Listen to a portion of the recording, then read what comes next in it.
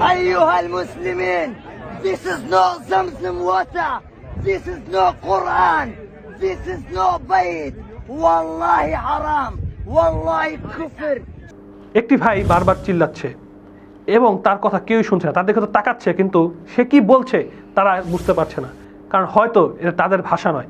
ভাইটি ইংলিশ এবং আরবিতে কিছু কথা বলেছে যেটা আমাকে নাড়িয়ে তুলেছে, যে মানুষ হজ করতে গিয়েও শিরিক করছে, কুফরি করছে।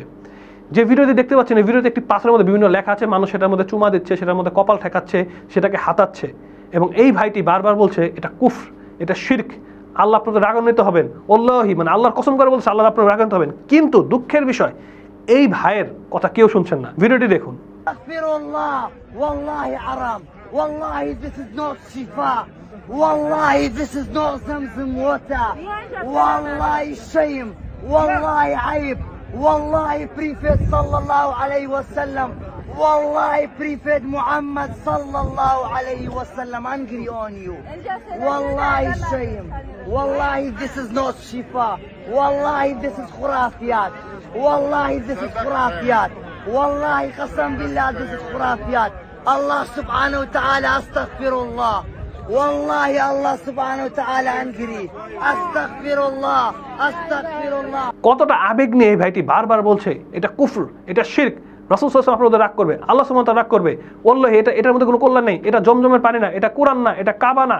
সে বারবার বলতেছে কিন্তু মানুষগুলো শুধু তার দিকে তাকাচ্ছে এবং মানুষের যে কাজগুলো সেগুলো সেটা করে বেড়াচ্ছে।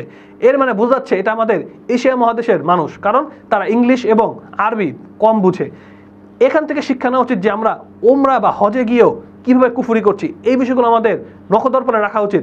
আমরা অনেকেই রাসূল সাল্লাল্লাহু আলাইহি ওয়াসাল্লামের রওজা শরীফে গিয়ে আমরা মুনাজাত করছি, আমরা অনেকেই দেখেছি সেজদা করতে, এগুলো কখনোই ঠিক নয়। এবং আমরা এটাও দেখেছি যে তাবিজ নিয়ে অনেকেই কাবা চত্বরে গিয়েছে এবং তাবিজ কেটে দিচ্ছে, তাদের যে রক্ষীগুলো আছে কাবার আশেপাশের এবং অনেক আলেমরা আছেন তারা কিন্তু তাবিজগুলো কেটে দিচ্ছে। এগুলো কিন্তু ভিডিওর মাধ্যমে আমাদের কাছে এসে আমরা কিন্তু দেখছি। তো এখান থেকে আমরা শিক্ষা নিব না যে আমরা ওমরা করতেছি কার জন্য, ওমরা করতেছি আল্লাহর জন্য, হজ করতেছি কার জন্য, হজ করতেছি আল্লাহর জন্য। সে হজ ওমরা গিয়ে যদি আমরা এখন আল্লাহর সাথে শরিক করি, কুফরি করি, তাহলে আমাদের হজ ওমরা কি কবুল হবে? আমরা কি জান্নাতের জন্য প্রস্তুত হতে পারবো? কখনোই নয়।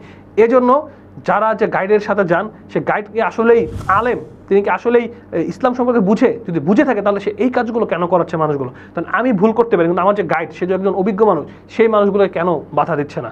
তো এই ভাইয়ের কাজ ছিল দাওয়াত দেওয়া, কিন্তু সে দিয়েছে। কিন্তু আফসোস লেগেছে আমার কাছে একটাই যে তার কথা আসলে কেউ শুনছে না, সে চিল্লাচ্ছে, সে চিল্লিয়েই যাচ্ছে কিন্তু মানুষ তার কথা শুনছে না। তো আমাদের এখান থেকে শিক্ষা নেওয়া উচিত। আসসালামু আলাইকুম রহমতুল্লাহি ওয়া বারাকাতুহু।